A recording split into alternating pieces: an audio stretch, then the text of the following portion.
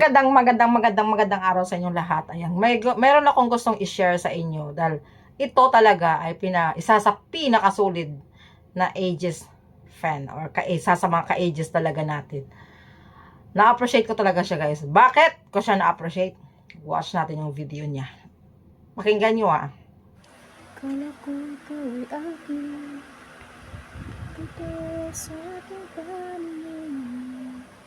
Ngunit nang ikaw ay yakap mo, nalalayo sa dilim.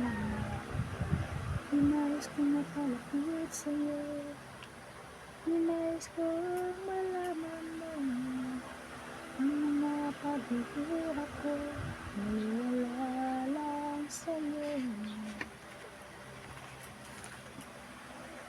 Kaya pininahan, kasama ko ang may kapal. Ako pala'y nag-iisa naman, naghahangad sa isang katulad mo. Hindi ko na kailangan, umalis ka na sa aking harapan. Tandaanin ko sa'yo, ngayon ay naglaho na. At ang iyong kailangan, ako'y masyadong nasaktan. Pag-ibig at pagsuyo na kahit minsan luha, mababayaran.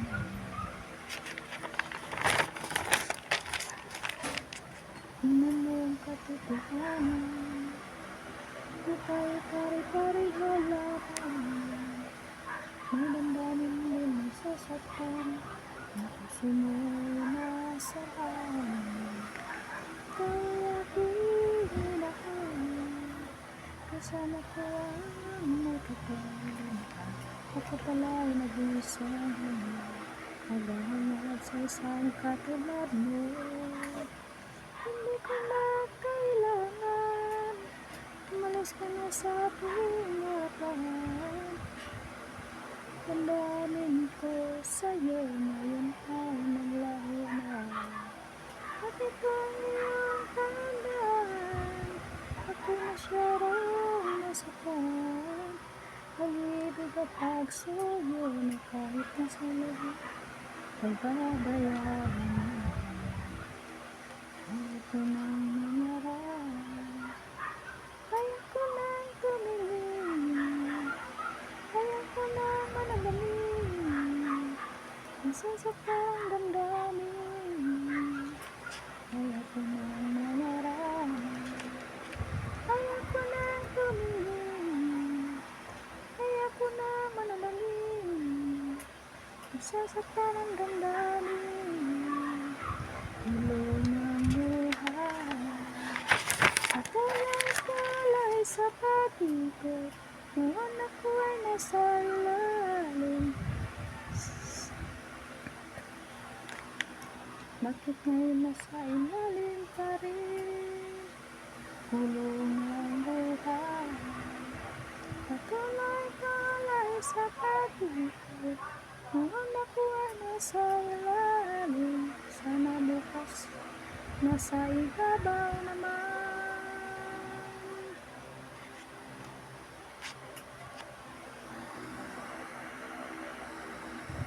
Yan. Yan po ay si Matia Bayon. Hindi po siya YouTuber. Isa po siyang ka-ages fan. Solid na fan talaga ng ages. Isa sa mga nagsusuporta dito sa akin na start na nag-reaction ako sa ages.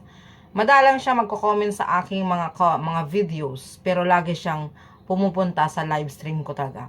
Kasi hindi ako lagi nagla-live. Pero nung start na bumalik ako active sa YouTube, nagla-live ako, siya talaga laging andyan. Alam mo yun, kasi nga, di ba nag-shoutout naman ako dito kung sino gustong mag-support ng videos nila, kanta nila from ages, di ba? So, siya talaga kusa na sabi na one day magpapasa ako sa iyo ng song, ng kanta niya. Syempre kasi idol nga talaga nila yung ages, di ba? Gaya ko. So parang ginawa niya ay para masuportaran niya rin talaga ako ba. na I really appreciate talaga guys ng mga ganong tao na may mga ganong taong may mindset silang ganon talaga ba. No? Nakaka-touch. Mabilis kasi ako malambot kasi ang puso ko matigasin lang talaga ako magsalita. Pero napakalambot ng puso ko pagdating sa mga ganyan. Grabe ako mag-appreciate kasi. Hindi kasi para sa akin kasi hindi yan maliit na bagay Ang taong nag-e-effort ng ganyan na para lang ma-support din ako na magkaroon ako ng content, meron akong i-reaction, meron akong imamarte sa inyo, di ba? Tingnan nyo naman siya. Isang cellphone lang kasi yan siya, guys. Pero dahil hindi niya siguro kabisado din ng kanta, para make sure niya na masundan niya talaga, ay sinulat niya pa talaga yung lyrics. Para guide niya lang talaga yun. Habang siya ay kumakanta. Di ba? Grabe, no? Yung nakakaano yung mga ganong tao na hindi ka nag-ask, kusa pa ng bigay, nag-effort pa talaga ng todo, kahit isa lang yung cellphone, hindi reason ang maging isang cellphone talaga, Pag gusto mo talaga na suportaran ng isang tao, susupport ka talaga ng buong buo, without any expectation na magre-return sa'yo. Kakataba ng puso ng mga ganitong tao. Kaya I really appreciate you talaga, Sis Matea Bayon. Dahil nakita ko talaga yung effort mo. Damang-dama ko din ang pagkanta mo talaga. Kasi kahiligan. From Cebu siya guys kahiligan din niya talagang kumanta. Pero kahit na yung maingay ang background, pero kahit pa paano, na ano pa rin niya yung kanta ba. Nafe-feel pa rin niya. At mafe-feel mo din sa kanya, lalo sa kanyang mukha. Makikita mo din, di ba? Yung medyo may lungkot doon, nakikita ko, ay, Matea Bayon, bakit ka nalulungkot? Pero anyway, I really appreciate you talaga, sis Matea Bayon, sa pag-support mo sa akin dito sa Aegis, sa pag-reaction ko sa Aegis. Actually, marami sila nagsusupport talaga sa akin dito. Kaya shoutout sa inyong bonggang-bongga, guys, no? Kay Rodima, kay Aina, kay Catherine De Pera, ito si Matea Bayon, sino pa ba? Si Jane, yun, isa sa mga nag-shoutout sa akin dyan na nagbibigay din ng maging content ko talaga din. Kasi Aegis Kasi Aegis talaga yung content ko ba. Dahil sa kanila talaga guys nagkaroon ako ng organic talaga na kaibigan. Nagkaroon din ako ng organic friends. Viewers. No? Kaya thankful ako talaga.